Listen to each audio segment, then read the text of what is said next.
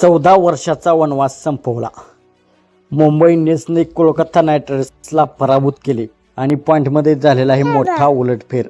तर मित्रांनो, काल मुंबई इंडियन्सने कोलकाता नाईट रायडर्सचा पराभव केला.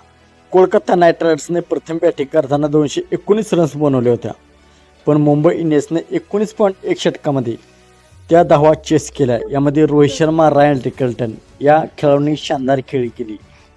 2013 सालापासून मुंबई इंडियन्सची टीम त्यांचा IPL मधील पहिला सामना कधीच जिंकत नव्हती. तर 14 वर्षानंतर मुंबई इंडियन्स 2026 मध्ये त्यांचा IPL मधील पहिला सामना मुंबई इंडियन्सची टीम जिंकलेली आहे आणि 14 वर्षाचा वनवास थोडक्यात संपवला आहे. IPLच्या इतिहासातील सर्वात मोठा विजय मुंबई इंडियन्सने मिळवलेला आहे. IPLच्या इतिहासात मुंबई इंडियन्सने सर्वात जास्त रन्स चेस केलेले आहेत.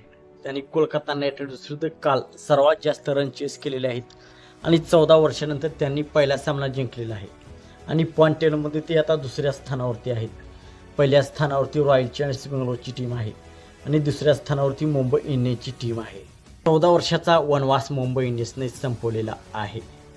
तर मुंबई इंडियन्सची टीम यावर्षी सॉलिड टीम दिसत आहे.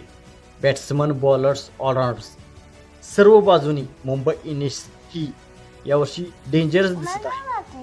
मुंबई इंडियन्सची टीम टॉप 4 मध्ये जाईल का आणि फायनल यावर्षी मुंबई इंडियन्सची टीम ट्रॉफी जिंकेल का? आपण काय वाटते आपण कमेंट सेक्शनमध्ये सांगा. मित्रांनो, आपण चॅनलवरती नवीन असाल तर आमचा YouTube चॅनल सबस्क्राईब करा.